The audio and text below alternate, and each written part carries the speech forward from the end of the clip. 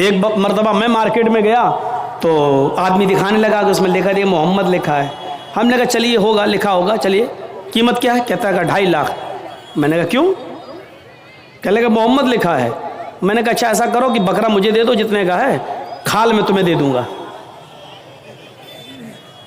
میں کیا کروں گا؟ تو میں نے کہا میں کیا کروں گا؟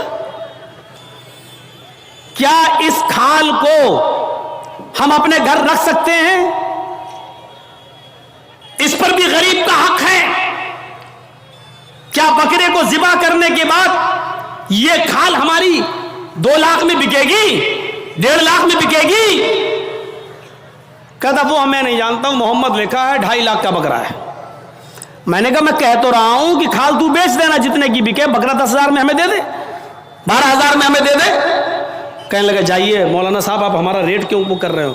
لوگوں نے ایک فضول کی بحث بڑھا دی. اس پہ اللہ لکھا ہے تو اس کی قیمت بڑھ گئی, محمد لکھا ہے تو اس کی قیمت, جس پر یہ چیزیں لکھی ہوئی ہوں اور کم کر دو اس کی قیمت. میرے بھائیوں کسی حدیث میں نہیں آیا ہے کہ جس بکرے پر اللہ لکھا ہو تو اس کو اتنے روپے میں خریدو. اور لکھا ہوتا نہیں ہے, وہ ہمیں اور آپ کو اس کا ایک نقش دکھائی دیتا ہے. بس یہ الف بال یہ لام پوری طریقے سے دیکھا جائے تو پورا لکھا ہوا بھی نہیں ہوگا, اس پر تشدید بنی ہوگی, پھر اس پہ کھڑا الف ہوگا, پھر آپ پوری طریقے سے اگر دیکھیں تو ملے گا بھی نہیں ایسا, لیکن محسوس ایسا کرائیں گے کہ دیکھیے یہ اللہ, حالانکہ دیکھا جائے تو یہ بھی اللہ ہی ہے. دیکھیے یہ بھی اللہ ہی ہے. الف, یہ الف ہو گیا نا, اور لام کیسا ہوتا ہے؟ یہ لام ہوا, پھر ایک اور لام ہوا, پھر یہ اس کے اوپر کا الف, اور یہ ہے. تو دیکھا جائے یہ کیا ہے؟ اللہ ہی ہے. اگر آپ اس پر روشنائی لگا دیں پورا, اور پھر اس کو آپ یہ داہنے ہاتھ کو اس طریقے سے دیوار پہ چھاپ دیں تو آپ دیکھیں گے عربی میں اللہ ہی لکھا ہوا نظر آئے گا, اللہ ہی لکھا ہوا نظر آئے گا. اب بتائیے جب اللہ لکھا ہوا نظر آئے گا تو ہم کیا مانیں؟ اب اس ہاتھ سے آدمی شراب بھی پی رہا ہے, اب اس ہاتھ سے آدمی جوا بھی کھیل رہا ہے, اس ہاتھ سے غلط چیزوں کو بھی پکڑ رہا ہے. تو ان چیزوں سے حیثیت نہیں بڑھ جاتی ہے؟ سادھوؤں کی طرح اللہ کے رسول کے پاس سب کچھ تھا, لیکن کوئی چیز آپ نے اپنے اوپر خرچ نہیں کی. تاریخ بتاتی ہے 100 اونٹ ہمارے پاس اگر 2 جانور بھی آ جائیں قربانی کے لیے تو آج ہم 10ویں کو کرتے ہیں اور دوسرا بکرا 12ویں کو کریں گے. کیوں؟ میری بیٹی آئے گی, میری بہن آئے گی, میرے رشتہ دار آئیں گے.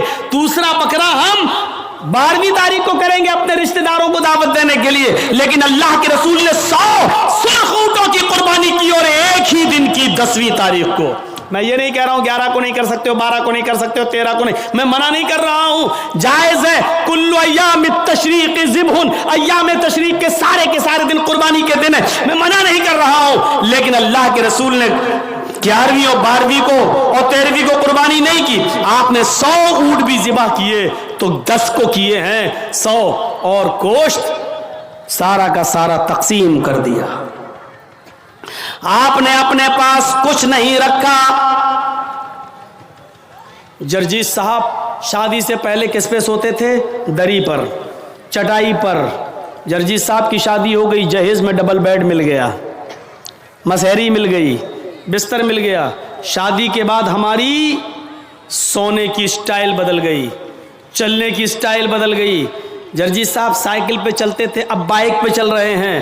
بڑے آدمی ہیں, 4 ویلر بھی دے دی ہوگی ہو سکتا ہے سسرال والوں نے, اب 4 پہیے کی گاڑی پہ چل رہے ہیں. رہنے کی سٹائل بدل سکتی ہے, لیکن محمد رسول اللہ 25 سال کی عمر میں جب 40 سال کی ایک بوڑھی عورت خدیجہ سے نکاح کرتے ہیں. خدیجہ عرب کی بہت بڑی دولت مند اور رئیس خاتون تھی. جب اللہ کے رسول کی شادی ان کے ساتھ ہوتی ہے تو خدیجہ اپنے ساتھ سارا مال بھی لے کے آتی ہیں, سارا خزانہ لے کے آتی ہیں, سارا بزنس لے کر آتی ہیں. اللہ کے نبی صلی اللہ علیہ وسلم شادی کے بعد بھی اسی چٹائی پر, اسی اکیلے بستر پہ سویا کرتے تھے جو شادی سے پہلے آپ سویا کرتے تھے. آپ تعجب کریں گے, ایک بار اللہ کے نبی صلی اللہ علیہ وسلم جس بستر پہ سو رہے تھے حضرت عائشہ نے اس بستر پر لیٹ کر دیکھا جو کافی گل رہی بستر کتنا گڑتا ہوگا, کتنا چبھتا ہوگا.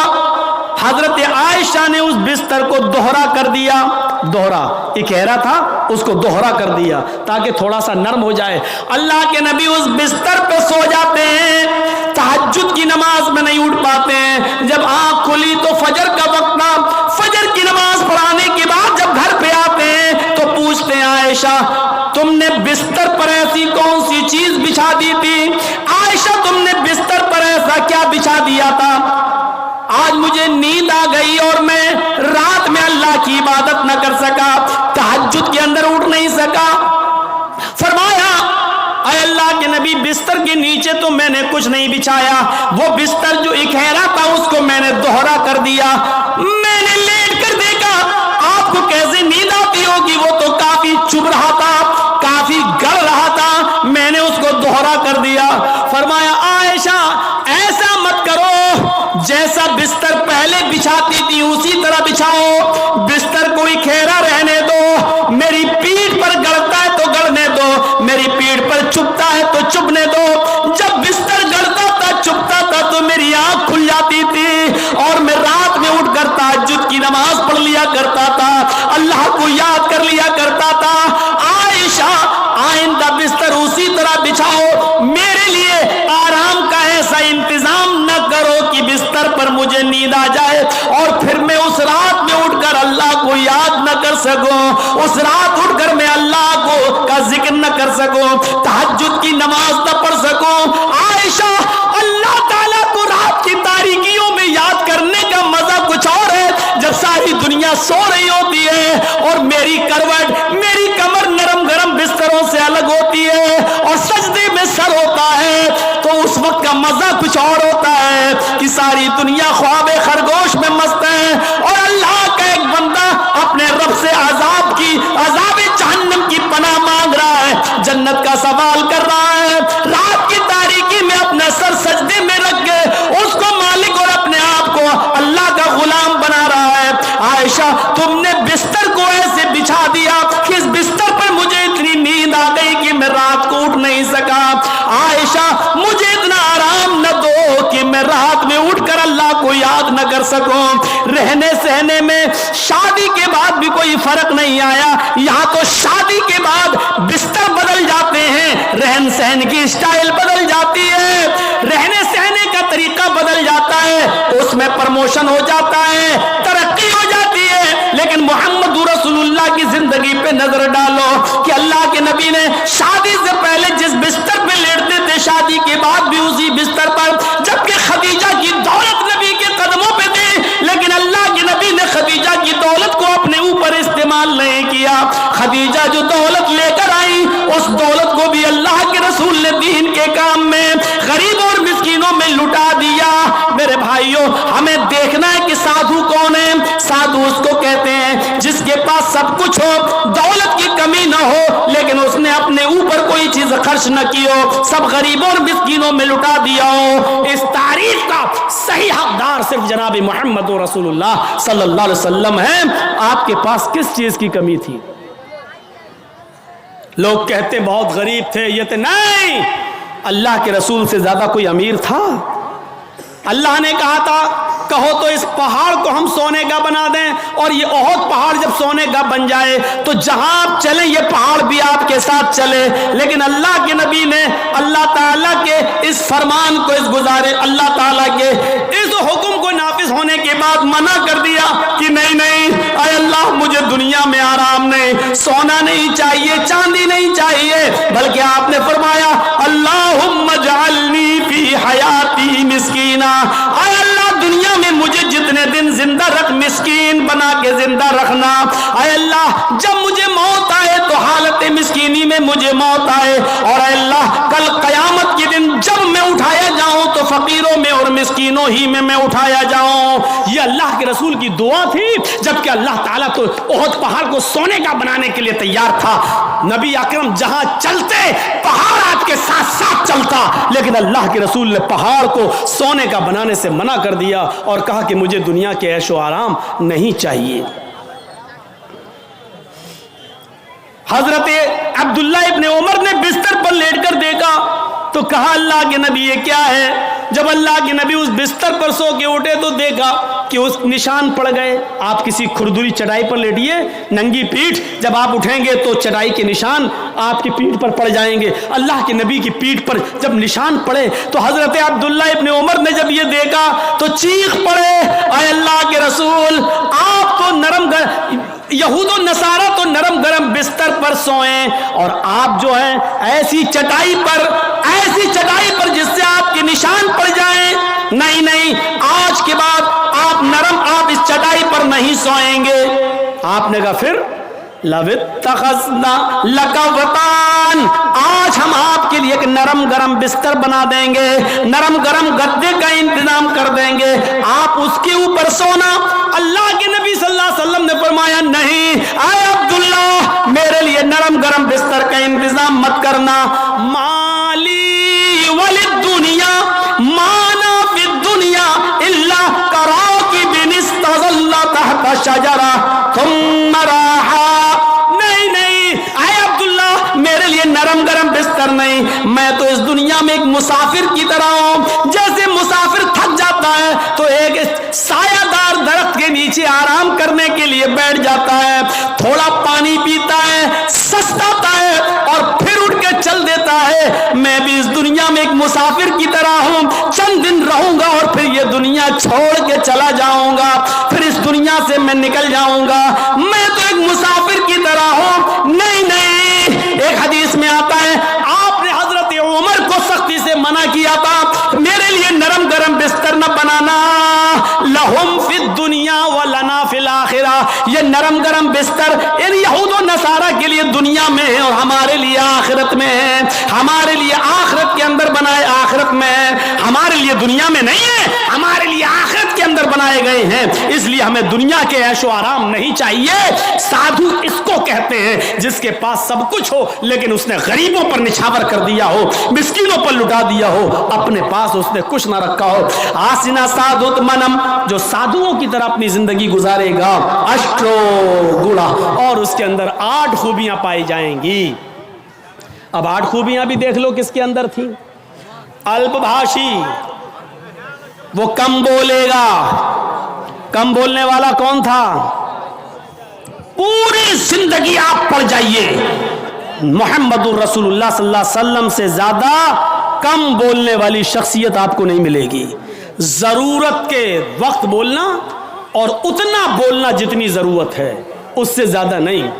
یہ ہمارے اور آپ کے یہاں کا ماحول ہے, کوئی زیادہ بول رہا ہے, کوئی کم بول رہا ہے.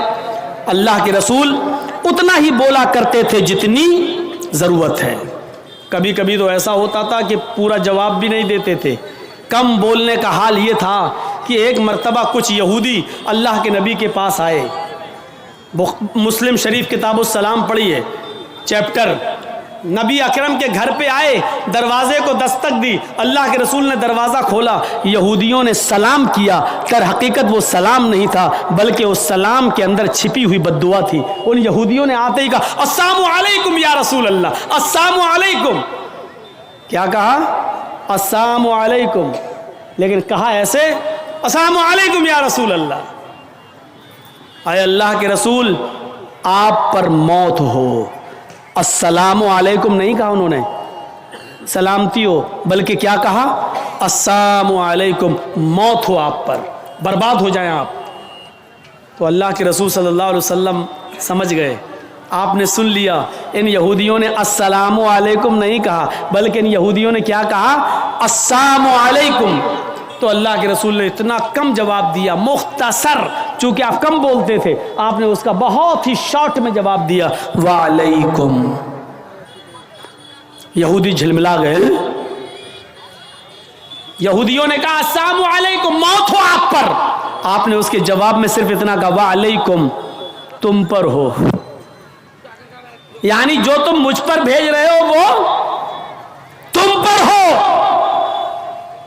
حضرت عائشہ نے جب سنا تو انہوں نے اندر سے پردے کی اوٹ سے چیختے ہوئے کہا وعلیکم السلام یا یہود ولعنت اللہ. اے یہودیو, میرے شوہر پر تم موت بھیجتے ہو.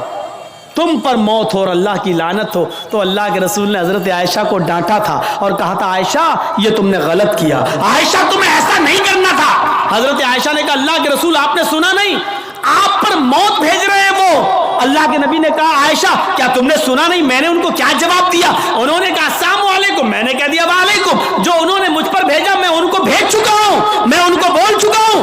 تم نے اپنی طرف سے زیادتی کی ہے, غلط کیا, جاؤ معافی مانگو تم. میرے پیارے ساتھیوں تصور کریں آپ اللہ کے نبی کتنا کم بولتے تھے.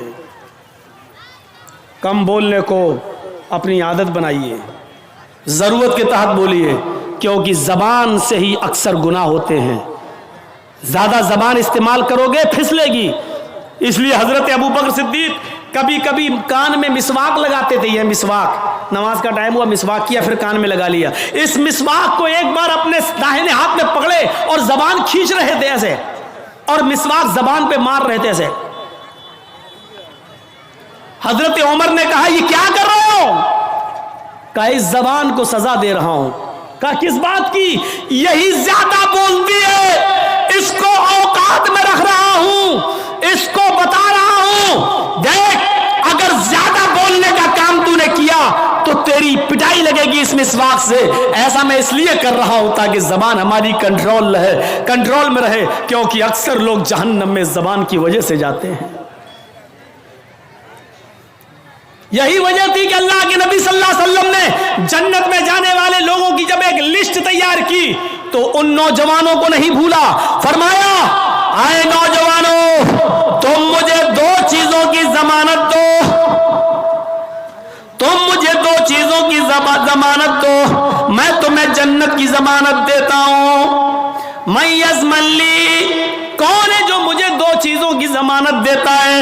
تم مجھے دو چیزوں کی گارنٹی دو, میں تمہیں جنت کی گارنٹی دیتا ہوں. صحابہ نے پوچھا اللہ کے نبی وہ دو چیزیں کیا ہیں؟ آپ نے فرمایا الفم والفرج, ایک منہ, ایک زبان, اور دوسری شرمگاہ یعنی زناکاری. تم مجھے ان دو چیزوں کی ضمانت دے دو کہ میں زبان سے جو بھی بولوں گا سچ بولوں گا, کبھی جھوٹ نہیں بولوں گا, کبھی کسی کی غیبت نہیں کروں گا, کبھی کسی کی برائی نہیں کروں گا, کبھی کسی کی چغلی نہیں کروں گا, کبھی کسی کو تکلیف نہیں پہنچاؤں گا. اور دوسری اس بات کی گارنٹی دے دو کہ میں کسی کی ماں بہن بیٹی پر غلط نظر نہیں ڈالوں گا اور اس کو کبھی غلط نظر سے نہیں دیکھوں گا, زنا نہیں کروں گا. تم اپنی ان دو چیزوں کی ضمانت دے دو, جو مجھے ان دو چیزوں کی ضمانت دے گا میں اس کو جنت کی ضمانت دیتا ہوں, یعنی وہ میرے ساتھ جنت کے اندر جائے گا.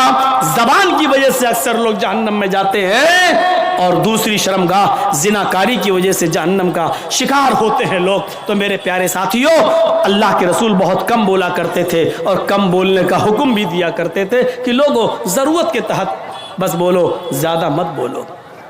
بہو بھاشتا, مستقبل کی باتیں بتائیں گے, اس میں کوئی شک نہیں کہ اللہ کے نبی نے بھوشیہ کی بہت سی باتیں بتائیں, مستقبل کی بہت سی باتیں بتائیں.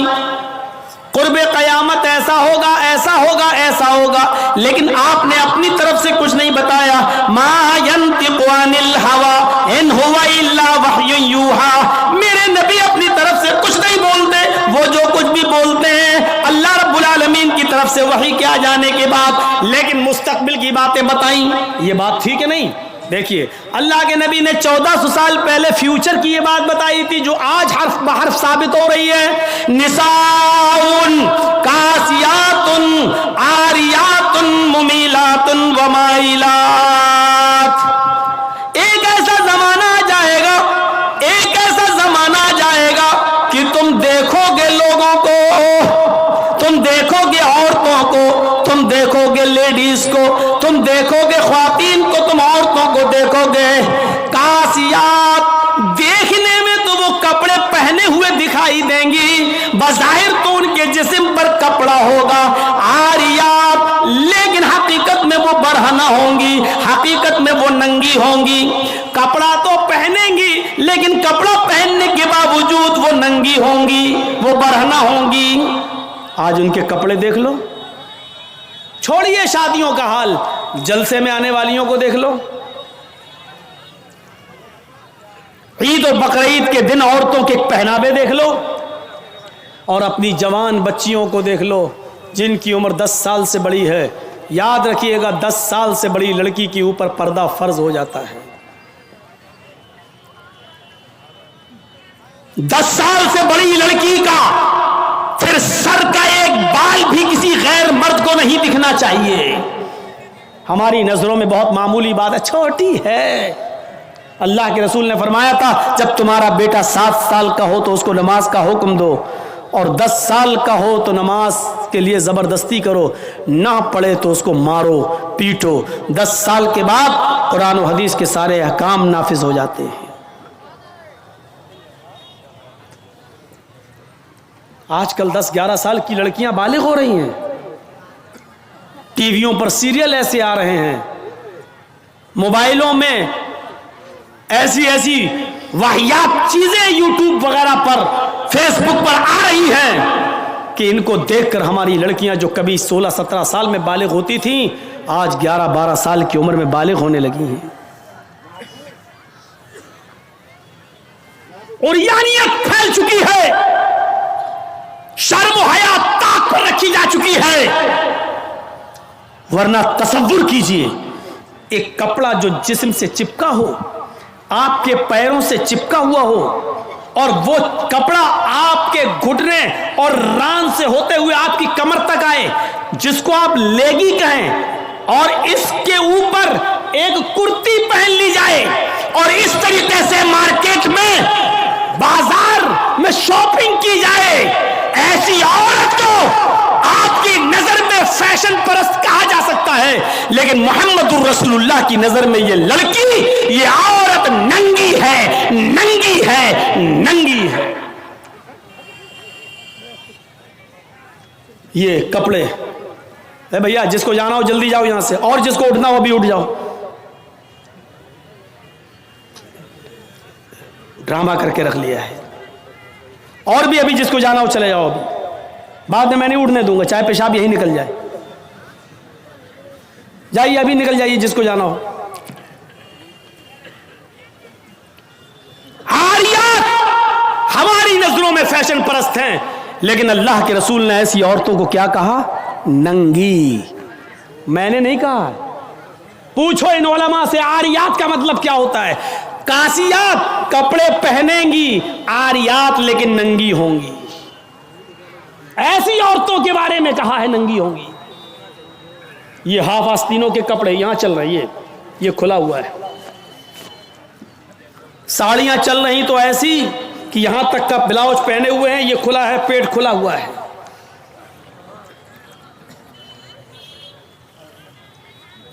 اور جو چند برقعے اب چل بھی رہے ہیں بہار بنگال میں، پہلے تو چلتے نہیں تھے، تو اب برقعوں میں بھی ڈیزائن چلنے لگی ہے. کڑے ہوئے برقعے، ڈیزائن دار برقعے. اب ایک بات بتائیے، برقعے کو آپ ایک تو ڈیزائن دار بنا رہے ہیں، اور دوسرا جب عورت یا لڑکی جب برقع اوڑھتی ہے تو سینے پر پھول بنا دیے آپ. یہ بتائیے یہاں پھول بنانے کی کیا ضرورت تھی؟ جب وہ پہنتی ہے تو پھول سینے پر، اور وہ لڑکی نے یہ برقع خریدا کیوں؟ اس کا مطلب کیا ہے کہ وہ بھی اس لیے خرید رہی ہے تاکہ میرے پھولوں پر نظر. یہ سننا پڑے گا، تمہیں نہیں تمہارے باپ کو بھی سننا پڑے گا. جب تک میں اس کرسی پر ہوں، یہ اتھارٹی، یہ پاور مجھے اسلام نے دیا ہے، سننا پڑے گا. کیوں خریدا ہے اس نے یہ برقع؟ یو پی سائڈ میں آ جاؤ، لکھنؤ کے برقعے دیکھ لو، بمبئی کے دیکھ لو، حیدرآبادی برقعے دیکھ لو. قسم خدا کی اب برقعے نہیں رہ گئے. اب 60 سال کی بڈھی بھی اوڑھ لے تو ایسا لگتا ہے جیسے وہ 18 سال کی لڑکی جا رہی ہے. یہ برقعے ایک بار سچا واقعہ ہے. 60 65 70 سال کی بڑھیا ایسا ہی برقع اوڑھ کے چہرہ چھپا کے جا رہی تھی دھیرے دھیرے. بھائی بڈھی تھی، وہ دھیرے دھیرے چل رہی تھی، تو ایک لڑکا اس کا پیچھا کرنے لگا. 20-22 سال کا لڑکا اس بڈھی کا پیچھا کرنے لگا، کیونکہ جو سوچنے لگا برقع اتنا خوبصورت ہے تو برقعے کے اندر کتنا خوبصورت مال ہوگا، برقعے والی کیسی ہوگی. اس کا پیچھا کرنے لگا. بڑھیا دھیرے دھیرے چل رہی، لڑکا سمجھ رہا مجھے لفٹ دے رہی. میری وجہ سے دھیرے دھیرے چل رہی، جبکہ وہ اپنی کمزوری کی وجہ سے دھیرے دھیرے چل رہی۔ بڑھیا سمجھ گئی کہ لڑکا میرا پیچھا کر رہا ہے، تو تھوڑی دور چلنے کے بعد اس نے اپنا نقاب کھولا اور اپنی تتلاتی زبان میں بولی بیٹا۔ لڑکے کا تو موڈ خراب ہو گیا، کم بخت میرا تو معاملہ ہی گڑبڑ ہو گیا۔ بیٹا تو میرا پیچھا کیوں کر رہا ہے؟ میں تو تیری اماں کی عمر کی ہوں۔ لڑکے کو بھی غصہ آ گیا، کہتی بات میں اپنے لیے نہیں اپنے ابا کے لیے ڈھونڈ رہا ہوں۔ اب 60 65 70 سال کی بوڑھیوں کو ایسے خوبصورت برقعے پہننے کی کیا ضرورت؟ برقعوں کا مقصد جو کبھی تھا پردہ، لیکن آج ان کا مقصد بھی وہ نہیں رہ گیا۔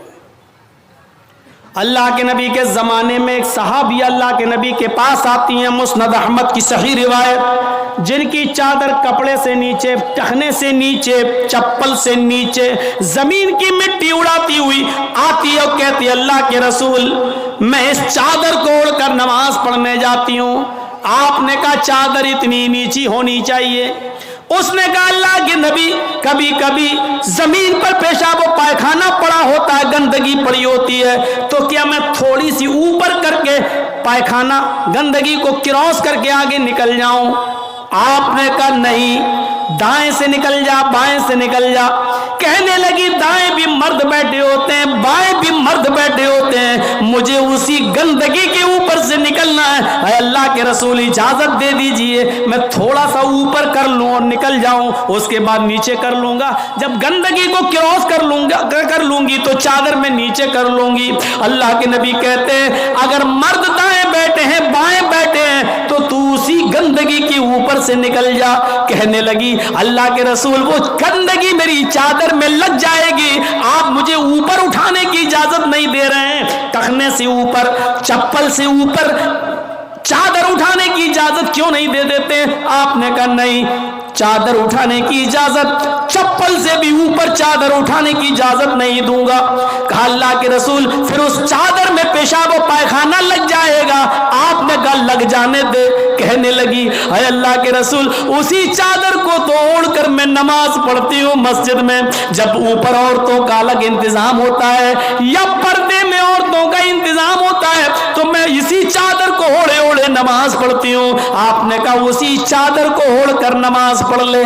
کہنے لگی اس میں پیشاب و پائخانہ لگ جائے گا، کیا اسی اور چادر کو اوڑھ کر نماز پڑھ لوں؟ آپ نے فرمایا ہاں اے عورت، جب پیشاب و پائخانہ تیری چادر میں لگے گا، جب تو آگے بڑھے گی تو تیری چادر زمین پر پڑی ہوئی مٹی سے رگڑ کھائے گی، کیونکہ تیری چادر نیچے ہے۔ جب پیشاب و پائخانہ اس میں بھر جائے گا، جب تو آگے بڑھے گی تو زمین پر پڑی ہوئی مٹی پر تیری چادر رگڑ کھائے گی، اور زمین پر پڑی ہوئی مٹی سے رگڑنے کی وجہ سے زمین کی پاک مٹی تیری چادر کو پاک کر دے گی، لیکن تجھے چادر اٹھانے کی اجازت نہیں، اسی چادر میں تو نماز پڑھ لے۔ گندگی لگتی ہے تو لگ جانے دے، آگے بڑھے گی تو زمین پر پڑی ہوئی پاک مٹی تیری چادر کو پاک کر دے گی۔ میرے بھائیوں پیشاب و پائخانہ دیکھ کر بھی اللہ کے رسول نے عورت کو چادر اٹھانے کی اجازت نہیں دی۔ میری بہنوں تمہارے دل کیسے گوارا کر لیتے ہیں، جلسوں میں بھی چوڑیاں خریدنے کے لیے، بیلونز خریدنے کے لیے، جلیبیاں خریدنے کے لیے تم کس طریقے سے لیڈیز پنڈال سے نکل کر تم بازاروں میں گھوم لیتی ہو؟ شرم آنی چاہیے۔ تمہارے کلیجے اور تمہارے دل کیسے گوارا کر لیتے ہیں کہ لڑکے اور لڑکیاں ایک جگہ شاپنگ کریں، دکانداری کریں، خریداری کریں؟ یہ تمہارے کلیجے تمہارے ضمیر کیسے گوارا کر لیتے ہیں؟ جبکہ اللہ کے نبی فرماتے ہیں لا یخلون رجل بامرأۃ الا کان ثالثہما الشیطان، کوئی مرد کسی عورت سے تنہائی میں نہ ملے، کوئی مرد کسی عورت سے اکیلے میں نہ ملے کہ اس میں تیسرا شیطان ہوتا ہے، اس میں تیسرا بہکانے والا شیطان ہوتا ہے۔ میرے بھائیوں اسلام کا قانون یہی ہے، اسلام کا نظام یہی ہے۔ ایک عورت اس کا شوہر مر چکا ہے، عورت کے پاس بہت زیادہ پیسہ ہے، وہ حج کرنا جانا چاہتی ہے، شوہر انتقال کر گیا، اب عورت अकेले हज करने नहीं जा सकती है, जबकि मुस्तती है, साहिब इस्तिताअत है, हज करने जाना चाहती है, अच्छा काम करने जाना चाहती है। इस्लाम कहता है कि तेरा शौहर नहीं है तो भाई के साथ जा, भाई नहीं है तो बाप के साथ जा, बाप नहीं है तो बेटे के साथ जा, लेकिन किसी महरम का होना जरूरी है, उसके साथ जा। चीख कर औरत कहती है कोई नहीं है, मेरे पास दौलत है। अल्लाह के नबी कहते हैं फिर दौलत संभाल कर अपने पास रख। अगर तेरा भाई नहीं है, बेटा नहीं है, शौहर नहीं है, बाप नहीं है, कोई महरम नहीं है, तो तू अकेले हज करने नहीं जा सकती है। नहीं, अय अल्लाह के नबी, मेरा पड़ोस में बड़ा अच्छा नेक हाजी नमाजी नेक आदमी रहता है, मैं इसको भाई बना लेती हूँ, चली जाऊं। फरमाया नहीं नहीं, मुंह भोले भाई को भाई बनाकर उसके साथ तुम हज करने नहीं जा सकती हो, इसलिए कि अपने मुंह से किसी को भाई बोलने से वो तुम्हारा सगा भाई नहीं हो जाएगा, अपने मुंह से किसी को बेटा बोल देने से वो बेटा नहीं हो जाएगा। तुम किसी को बेटा बोल दो, भाई बोल दो, जो चाहो बोल दो, लेकिन इस्लाम ये कहता है कि उसके साथ भी औरत को इजाजत नहीं है कि वो हज करने जाए। अगर कोई नहीं है तो मत जाओ, लेकिन इस्लाम इस बात की इजाजत नहीं देता है कि तुम अकेले जाओ या किसी को बहन, किसी को भाई या बेटा बना कर जाओ, इस बात की इजाजत नहीं देता। इस्लाम एक इबादत में, हज जैसी इबादत में भी औरत को किसी गैर मर्द को मुंह बोले भाई और मुंह बोले बेटे के साथ भी जाने की इजाजत नहीं देता। तो मेरे भाइयों, जब खाने काबा में जाने की इजाजत नहीं देता है, सफा मरवा की सही की इजाजत नहीं देता है, इतनी खूबसूरत इबादत की इजाजत नहीं देता है, तो बाजारों में अकेले घूमकर शॉपिंग करने की इजाजत कैसे देगा? फिर बाजार के अंदर औरत को अकेले जाने की इजाजत कैसे देगा? इतनी खूबसूरत इबादत करने की इजाजत नहीं देता है, इतनी खूबसूरत इबादत करने की इजाजत नहीं देता है, तो मेरे भाइयों फिर औरत को बाजारों में घूमने की इजाजत कैसे देगा? फिर बाजार में घूमने और बाजार में सैर व तफरीह की इजाजत कैसे देगा?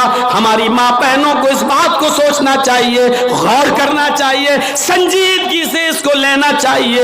एक जमाना था, हजरत फातिमा कह रही हैं, आए अली मैं इतनी बीमार हूँ, इतनी बीमार हूँ, लगता नहीं कि इस बीमारी में मैं बच पाऊंगी। आए अली अगर मुझे कुछ हो जाए, अगर मेरा इंतकाल हो जाए, आए अली तो मुझे दिन के उजाले में दफनाने मत ले जाना, रात की तारीकी में इशा की नमाज के बाद मुझे कब्रिस्तान में दफन करना।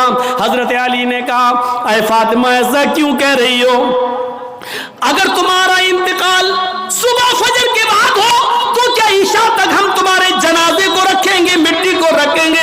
तुम्हारे बाप का, तुम्हारे अब्बू का फरमान है कि मैयत को जल्दी कब्रिस्तान ले जाओ, फिर मैं लेट कैसे करूं? फरमाती हैं, आए अली, आए मेरे प्यारे शौहर, मुझे रात में ही ले जाना, मेरी बात को गिरा बांधो, मेरी बात को मजबूती से पकड़ लो, मेरी वसीयत को याद रखना, चाहे मेरा इंतकाल कभी भी हो, लेकिन मुझे ईशा के बाद दफनाना, मुझे दिन के उजाले में कब्रिस्तान न ले जाना।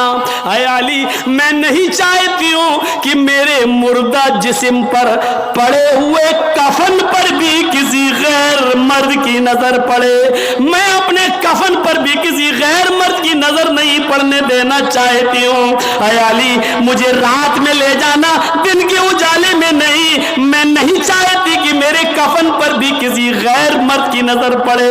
मेरे भाइयों, इंतकाल के बाद निकाह जायज नहीं है, इंतकाल के बाद शादी नहीं होती है, लेकिन इंतकाल के बाद भी अपने जिस्म को तो छोड़ो, अपने कफन को भी किसी गैर मर्द को देखने की इजाजत नहीं दे रही है।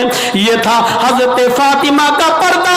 इस पर्दे की रोशनी में मेरी बहनों, अपने गरीबानों में झांक कर देखो, अपने गरीबानों के बटन खोलो और तलाश करो हम कहां खड़े हैं, हमारा पर्दा क्या है, हमारी इज्जत व आबरू क्या है। आज हमारे चेहरों को हर कस नाकस देख रहा है, कल तक हमारे इन खूबसूरत गालों को कभी आसमान की निगाहों ने भी नहीं देखा था, चांद और सितारों ने भी नहीं देखा था, और आज जो चाहता है देख लेता है। हर कस नाकस जिसको चाहो आज वो बड़ी आसानी से ہماری بہنوں بیٹیوں کا دیدار کر رہا ہے۔ اور ایک اور بات، جتنا امیر باپ ہے، جتنا امیر باپ ہے، جتنا بھی باپ امیر ملے گا آپ کو، آپ دیکھیے گا اس کی بیٹی اتنے ہی کم کپڑے پہنے ہوئے ہوگی۔ کس بات کا امیر ہے تو؟ کاہے کا امیر ہے تو؟ اپنی بیٹی کو 5 میٹر کا کپڑا لا کر نہیں دے سکتا ہے تو کاہے کا امیر ہے تو؟ کنجوس اور بخیل باپ۔ اللہ تعالیٰ نے ان امیروں کو ایسی سزا دی ہے، ایسی سزا دی ہے، کل تک یہ غریبوں کی لڑکیوں کو ڈانس کرایا کرتے تھے، آج اللہ تعالیٰ نے ان امیروں کی لڑکیوں کے جسموں سے کپڑے اتار کر ان کو لوگوں کی نظروں کو دیدار کرنے پر مجبور کر دیا۔ آج ان امیروں کی لڑکیوں کے جسموں سے کپڑے اتروا کر آج غریب ان لڑکیوں کو دیکھ رہے ہیں، ان کا نظارہ کر رہے ہیں۔ آج امیروں کو اللہ نے یہ سزا دی ہے، آج وہ فیشن سمجھتے ہیں کہ میری بیٹی فیشنیبل کپڑے پہنے ہوئے ہیں۔ نہیں نہیں میرے بھائیوں، میری بھائیوں، آپ اپنی بہنوں کے ذمہ دار ہیں۔ اللہ کے نبی نے فرمایا کہ جس لڑکی کا باپ، جس کی بیٹی بے پردہ گھومے وہ باپ دیوس ہے، جس کی بہن بے پردہ گھومے وہ بھائی دیوس ہے، جس کی بیٹی بے پردہ گھومے وہ باپ دیوس ہے، جس کی بیوی بے پردہ گھومے وہ شوہر دیوس ہے۔ غور کرو کتنی صاف لفظوں میں، کتنے صاف لفظوں میں اللہ کے نبی نے فرمایا، جس کی بہن بے پردہ گھومے وہ بھائی دیوس، جس کی بیٹی بے پردہ گھومے وہ باپ دیوس، جس کی بیٹی بے پردہ گھومے وہ باپ دیوس، جس کی بیوی بے پردہ گھومے وہ شوہر دیوس۔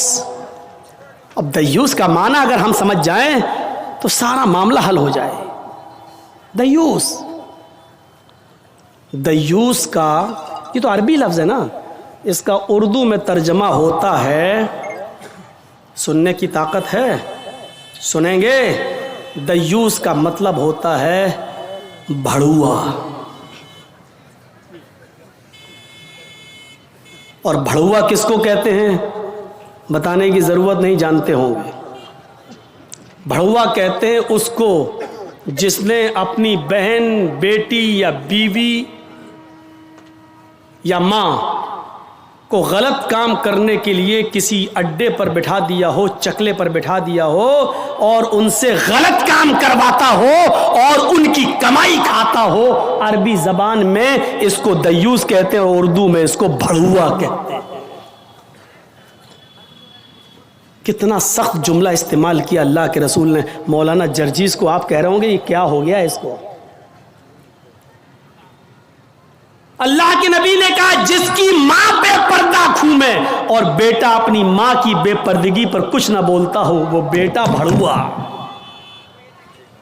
جس کی بیوی بے پردہ گھومے اور شوہر اپنی بیوی کی بے پردگی پر کچھ نہ بولے وہ شوہر بھڑوا، جس کی بہن بے پردہ گھومے اور وہ بھائی اپنی بہن کی بے پردگی پر خاموش رہے وہ بھائی بھڑوا، اور جس کی بیٹی بے پردہ گھومے اور باپ اپنی بیٹی کی بے پردگی پر خاموش رہے وہ باپ بھڑوا۔ دیوس کہہ دو مولانا چلے گا، بھڑوا مت کہو، اچھا نہیں لگ رہا ہے۔ ہم کب کہہ رہے ہیں کہ اچھا لگ رہا ہے؟ ہم کو اچھا لگانا کب ہے؟ جب اچھا ہی لگنے لگے تو فائدہ کیا ہے؟ انجیکشن ایسے لگاؤ درد نہ ہو باسا، ایسا ہو سکتا ہے کہ انجیکشن لگے اور درد نہ ہو؟ انجیکشن بھی لگوانا چاہتے ہو اور درد بھی نہیں چاہتے ہو، تب تو ہومیوپیتھک دوا لے لو، میٹھی گولیاں کھا لو جو مرنے کے بعد فائدہ کرتی ہے۔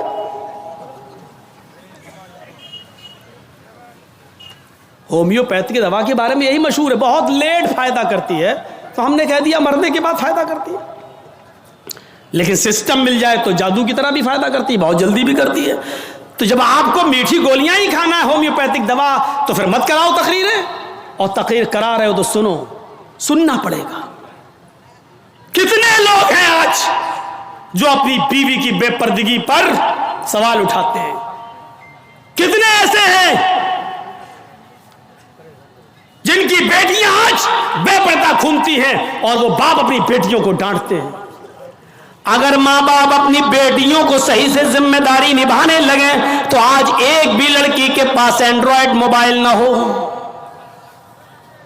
हमारी 18-20 साल की लड़की जिसकी शादी नहीं हुई घर पे रहती है, उसके हाथ में एंड्रॉयड मोबाइल चीख चीख के बता रहा है कि बाप की तरबियत में कमी है, बाप अपनी बेटी पर पूरा का पूरा हुक्मरान नहीं है, हाकिम नहीं है, या ये कह रहा है बेटी के हाथ में वो एंड्रॉयड मोबाइल चीख चीख के कह रहा है ये बाप ना कर रहा है, बेटी के आगे बाप की नहीं चल रही है, बाप मजबूर हो चुका है। मेरे भाइयों, अगर बाप मजबूर ना होता तो बेटी के हाथ में एंड्रॉयड मोबाइल नहीं होता। क्या जरूरत है बेटी के हाथ में देने की, वो तो घर में रहती है, क्यों चलाएगी साहब?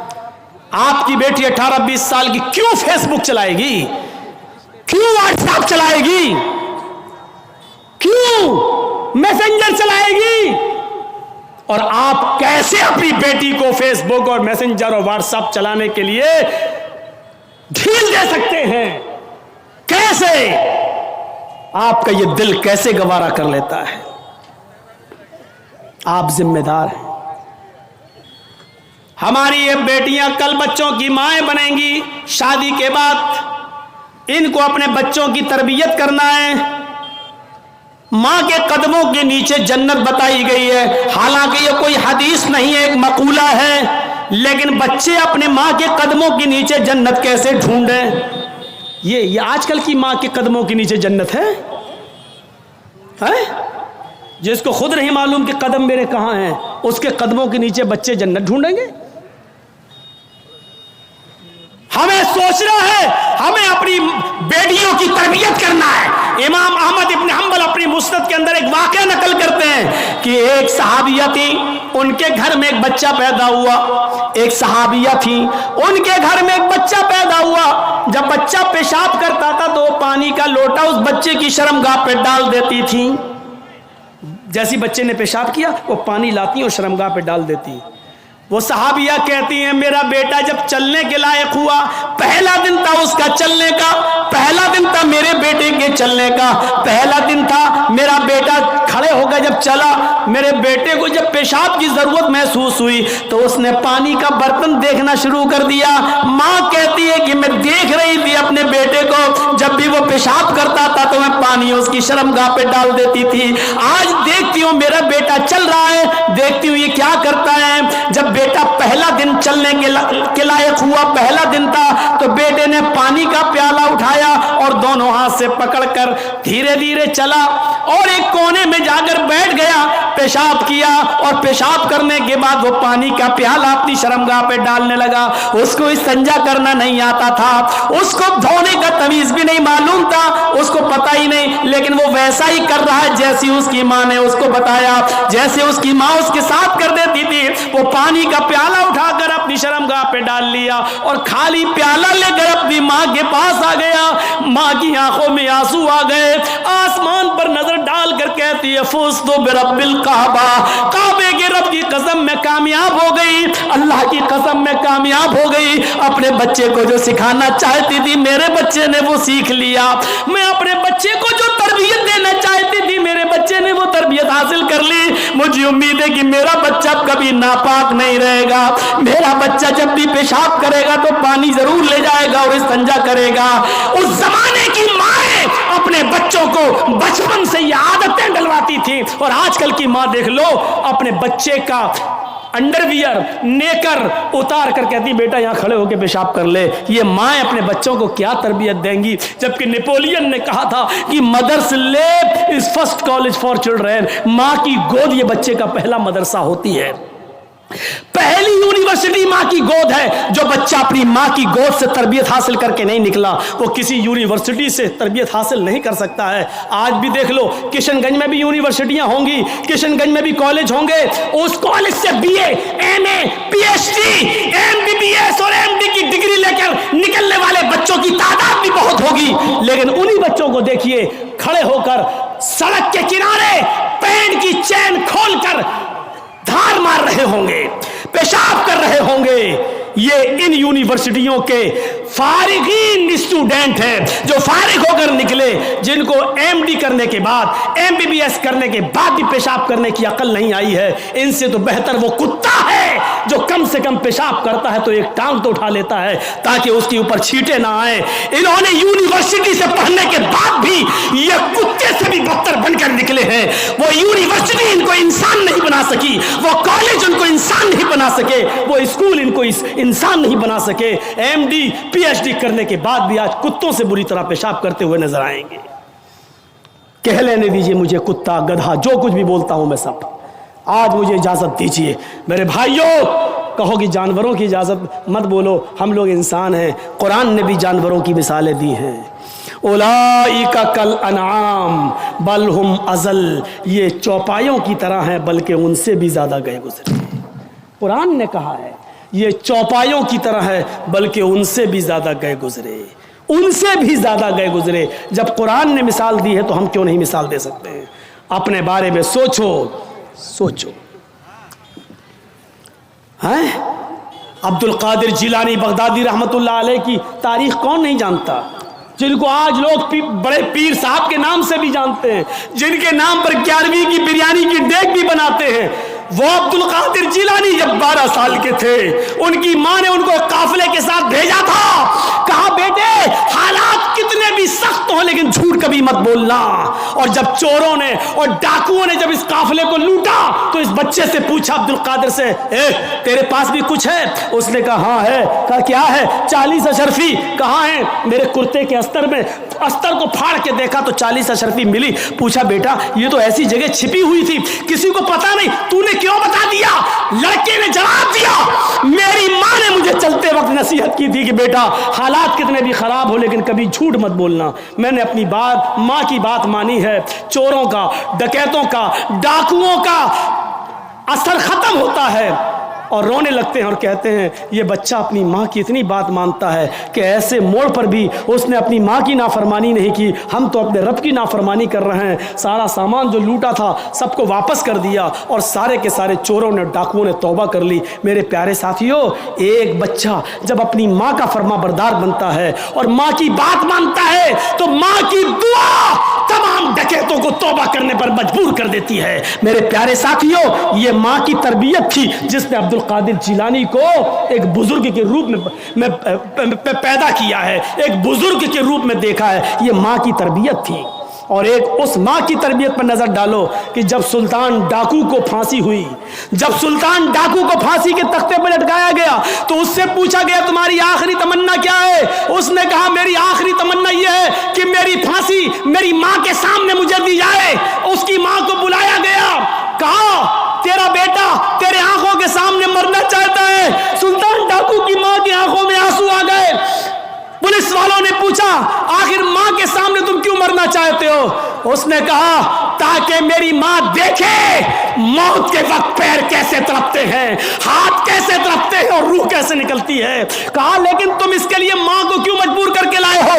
فرمایا پولیس والوں تم نہیں جانتے ہو، جب میں 8 سال کا تھا، 10 سال کا تھا، میری ماں نے مجھ سے ایک انڈا منگوایا تھا۔ میں ایک دکان پر گیا تھا، میں انڈا لینے گیا تھا لیکن ایک انڈا میں نے چوری کر لیا تھا دکاندار کا، اور میں اس کو اپنی جیب میں بھر لیا تھا۔ پھر میں نے اس کے پیسے نہیں دیے تھے، واپس آ گیا۔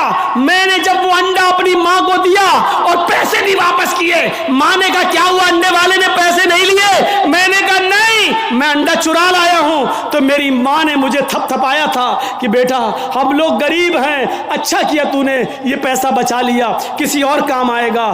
پھر یہی سے مجھے چوری کی عادت پڑتی ہے، میرے حوصلے بڑھتے ہیں، پھر میں ڈاکو بنتا ہوں، پھر میں نے لوگوں کا مال لوٹا اور جب لوگوں نے نہیں دیا تو میں نے ان کی جانیں لی۔ پھر میں بہت بڑا لٹیرا بن گیا اور اتنا بڑا لٹیرا بنا کہ پکڑا گیا اور قانون نے مجھے پھانسی کی سزا دی۔ اگر میری ماں نے مجھے انڈا چراتے وقت جب میں گھر پہ لایا تھا اسی وقت ایک تھپڑ مارا ہوتا اور انڈے والے کو دے کر معافی مانگ لی ہوتی تو آج میں اتنا بڑا چور نہیں بنتا، آج اتنا بڑا میں ڈاکو نہیں بنتا، آج میں اتنا بڑا لٹیرا نہیں بنتا۔ یہ میری ماں کی تربیت تھی جس نے مجھے پھانسی کے تختے پر چڑھا دیا۔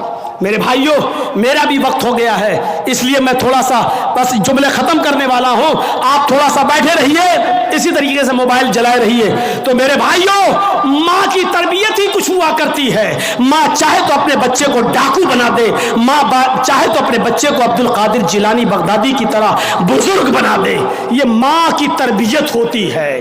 تو میرے بھائیوں 1:45 بج بھی چکے ہیں، 11:45 سے تقریر شروع تھی اور 2:45 بج گئے ہیں، 2 گھنٹہ میرا تقریباً ہو بھی گیا ہے اور جنریٹر کی تیل بھی ایسی موقع پر ختم ہونے کو تھا۔ تو میرے بھائیوں ماں کی تربیت سے عبرت حاصل کرو اور رکیے، ابھی کوئی نہیں اٹھے گا، رکیے، ختم کرنے سے پہلے مجھے ایک گزارش آپ سے کرنی ہے، ایک عہد لے کر اٹھو، ایک عہد و پیمان لے کر اٹھو کہ ہم انشاءاللہ اپنے بچوں کی اچھی تربیت کریں گے۔ اس وقت ملک کے حالات آپ دیکھ رہے ہیں کیا ہے، اس وقت یو پی کے چناؤ کو جیتنے کے لیے اب ایودھیا اور یہ ساری باتیں کی جانے لگی ہیں اور اب متھرا والی باتیں بھی آنے لگی ہیں سامنے۔ یو پی کے چناؤ کو کس طریقے سے بنایا جا رہا ہے، اور ہمارے یو پی میں ایک صاحب ایسے بھی ہیں کہ ایک نے اگر یہ کہا کہ ایودھیا اور یہ تو جھانکی ہے، اب جو ہے متھرا کی باری ہے یا متھرا کا نمبر ہے، اس پر نمک اور تیل چھڑک کر ایک صاحب ہے وہ اور زیادہ اس کو پاپولیشن کریں گے اور زیادہ اس کو بڑھائیں گے، کیونکہ ایک طرف ہندو کیا جا رہا ہے تو ایک صاحب ہے وہ مسلمان کریں گے، اور اس طریقے سے آنے والے چناؤ میں ایک بکھیڑا ہونے والا ہے۔ یہ بھی ہو سکتا ہے کہ آگے چل کر اس چناؤ میں آخری جب لہر ہو، آخری جب کاؤنٹنگ ہو، آخری جب وہ ووٹ ڈالنے کا نمبر آئے تو اس موقع پر کورونا کی تیسری لہر بھی آ جائے، کیونکہ یہ ساری پلاننگ اوپر ہو بیٹھتی ہے، اوپر ہوتی ہے، کب کورونا پیدا کرنا ہے، کب کورونا غائب کرنا ہے، کہاں لانا ہے، کہاں نہیں لانا ہے، اس کو یو پی میں کس موقع پر لایا جائے گا، کیسے لایا جائے گا، یہ ساری سازشیں ہو رہی ہیں۔ ایسے موقع پر ہم مسلمانوں کو ایک پلیٹ فارم پہ آنا بہت ضروری ہے۔ ہمیں حنفی، شافعی، مالکی، حنبلی یہ سب کو بھلا کر ایک پلیٹ فارم پہ آنا ہے۔ میرے بھائیوں یہ ادارہ کا جلسہ ہے اور جس ادارے کے لیے یہ جلسہ کیا گیا ہے اس ادارے کا تعاون آپ نے جو کچھ بھی کیا، میں نے اپنی بات ختم کر دی۔ اللہ تعالیٰ سے دعا ہے کہ بار الہ ہمیں اسلام پر قائم رکھنا اور جب ہمارا خاتمہ ہو تو ایمان پر فرمانا۔ لیکن آپ سے گزارش ہے کہ چلتے چلتے میں 2 منٹ 3 منٹ کے لیے اسٹیج پر بیٹھا ہوا ہوں، آپ مجھ سے مصافحہ کریں اور جو بھی تعاون کرنا چاہیں میرے ہاتھ پر کریں، انشاءاللہ اللہ تعالیٰ آپ کو اس کا اجر عظیم عطا فرمائے گا۔ اور مجھے وہ سب عادت نہیں ہے، آپ دل میں نیت کر لیجئے کہ آپ کو کس کی نیت سے دینا ہے، ماں باپ کو ثواب پہنچانا ہے، خود ثواب لینا ہے، آپ خود دل میں نیت کر لیجئے، آپ کا ثواب اسی کو ملے گا انشاءاللہ۔ دعا مت لیجئے، اب ایک آدمی کو کہاں تک دعا دی جائے گی، تو آپ دل میں نیت کر لیجئے۔ آئیے اللہ تعالیٰ آپ کو اس کا اجر عظیم عطا فرمائے گا۔ لائیے